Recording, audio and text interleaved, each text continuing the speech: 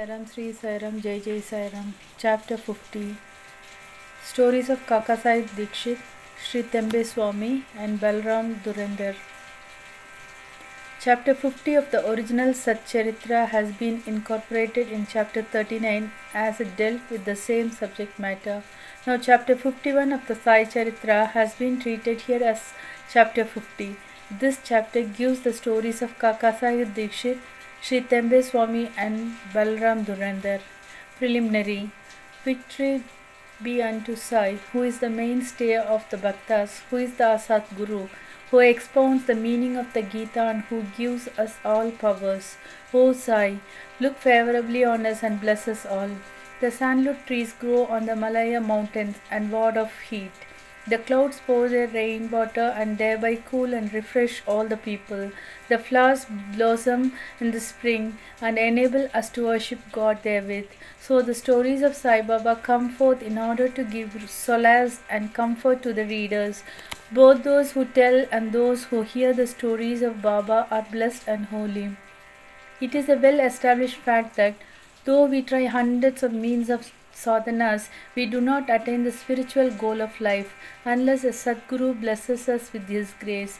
Hear the following story in illustration of this statement. Kakasahib Dikshit, 1864 to 1926.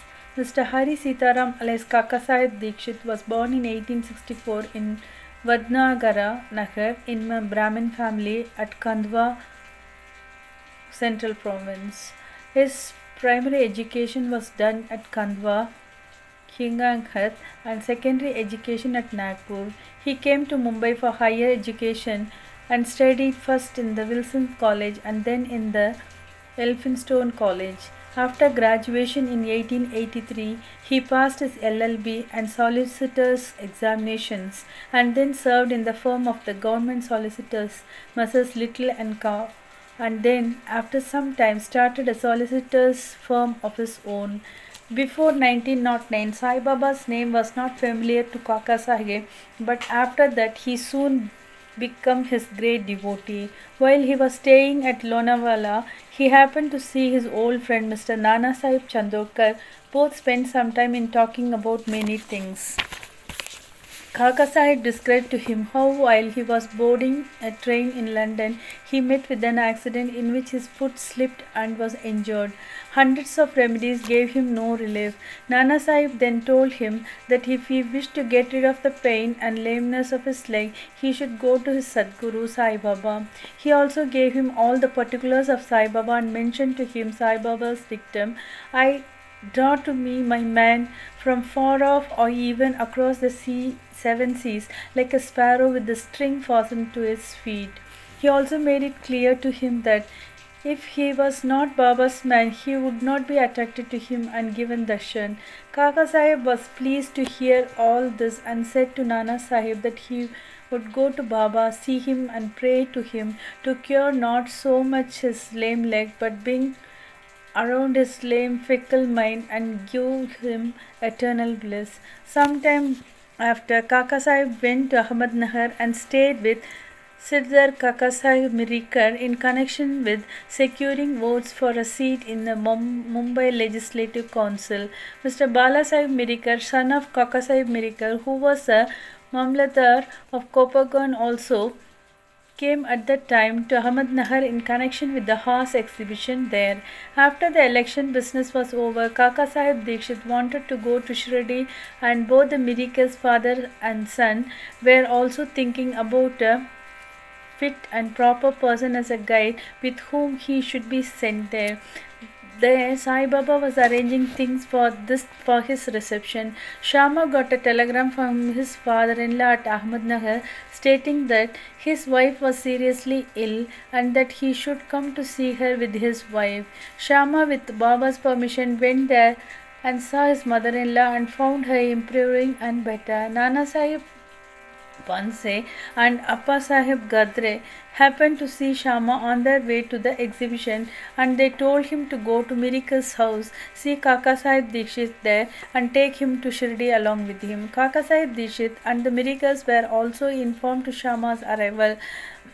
In the evening, Shama came to Miracles, who introduced him to Kaka Sahib. They arranged that Shama should leave for Kopagon with Kaka Sahib by the 10 o'clock train. After this was settled, a curious thing happened. Bala Sahib Mirikar threw aside the veil or covering of Baba's big portrait and showed the same to Kaka Sahib. He was surprised to see that he whom he was going to meet at Shirdi was already there in the form of his portrait to greet him at this juncture. He was much moved and made his prostration before the portrait. This portrait belonged to Megha. The glass over it was broken and it was sent to Miracles for repair. The necessary repairs had been already made and it was decided to return the portrait with Kaka Sahib and Shama. Before 10 o'clock, they went to the station and booked their passage, but when the train arrived, they found that the second class was overcrowded and there was no room for them. Fortunately, the guard of the train turned out to be an acquaintance of Kaka Sahib and he put them up in the first class. Thus, they travelled comfortably and alighted at Kopagan. Their joy knew no bounds when they saw their Nana Sahib Chandorkar, who was also bound for Shirdi. Kaka Sahib and Nana Sahib embraced each other and then, after bathing in the sacred Godavari river, they started for Shirdi. After coming there and getting Baba's darshan, Kaka Sahib's mind was melted. His eyes were full of tears and he was overflowing with joy. Baba said to him that he was also waiting for him and had sent Shama ahead to receive him. Kaka Sahib then passed many happy years in Baba's company. He built a vada in Shirdi which he made as his more or less the permanent home. The experiences he got from Baba are so manifold that it was not possible to relate them all here. The readers are advised to read a special Kaka Sahib Dikshit number of Shirdi Sai Leela magazine volume 12 number 6 to 9. We close this account with the mention of one fact only. Baba had comforted him by saying that in the end he will take him in air coach, that is Viman, that is secure him a happy death. This came out true. On the 5th July 1926, he was travelling in the train with Hemant Pant and talking about Sai Baba. He seemed deeply engrossed in Sai Baba. All of a sudden, he threw his neck on Hemant Pant's shoulder and breathed his last with no trace of pain or uneasiness. Shri Tembe Swami. We come to the next story, which shows how saints love each other with fraternal affection. Once Shri Vasudevanand Saraswati, known as Shri Tembe Swami, encamped at Rajamahendri on the banks of the Godavari. He was devout orthodox Dhyani and Yogi Bhakta of the Dattatreya. One Mr.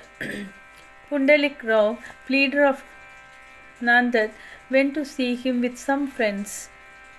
While they were talking with him, the names of Shirdi and Sai Baba were scarcely mentioned. Hearing Baba's name and Swami joined hands with reverence and taking on a coconut gave it to Pundalik Rao and said to him, "Offer this to my brother Sai with my pranam and request him not to forget me but ever love me." He also added that Swamis do not generally bow to others, but in this case an exception had to be made. Mr.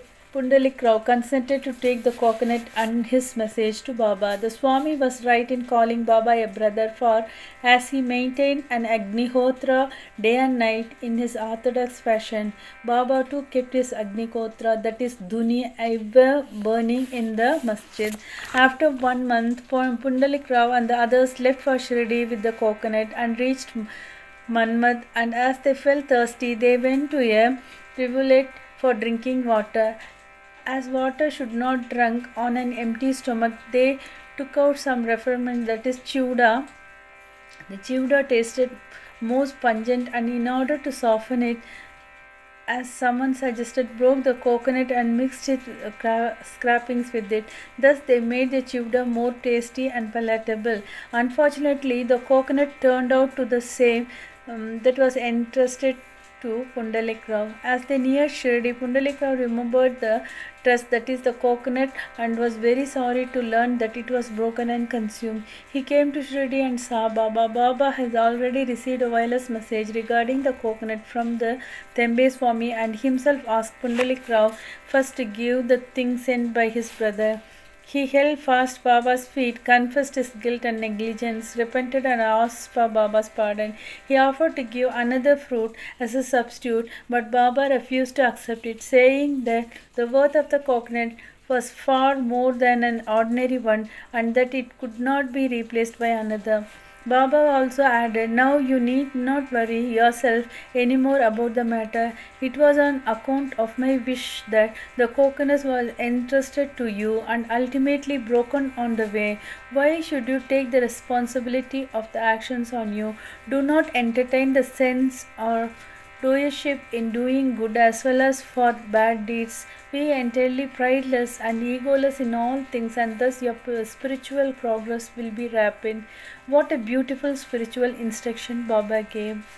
Balaram Durandar, 1878 to 1925. Mr. Balaram Durandar belonged to the Patare Prabhu community of Santa Cruz, Mumbai. He was an advocate of the Mumbai High Court and sometime principal of Government Law School, Mumbai. The whole Durandar family was pious and religious. Mr. Balaram saved his community and wrote and published an account of it. He then turned his attention to spiritual and religious matters. He studied carefully Gita and its commentary, Dhyaneshwari and other philosophical and metaphysical works. He was a devotee of Vithoba of Pandharpur. He came in contact with Sai Baba in 1912. 6 months earlier, his mother Babuji and Vaman Rao came to Shirdi and took Baba's darshan. They returned home and mentioned their sweet experiences to Balram and other members.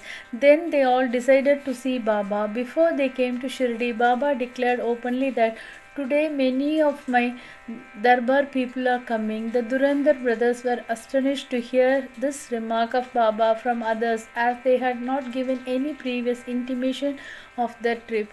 All other people prostrated themselves before Baba and sat talking with him. Baba said to them, "These are my Darbar people whom I referred before," and said to the Durandar brothers, "We are acquainted with each other for the last 60 generations." All the brothers were gentle and moderate. They stood with joined hands looking at Baba's feet.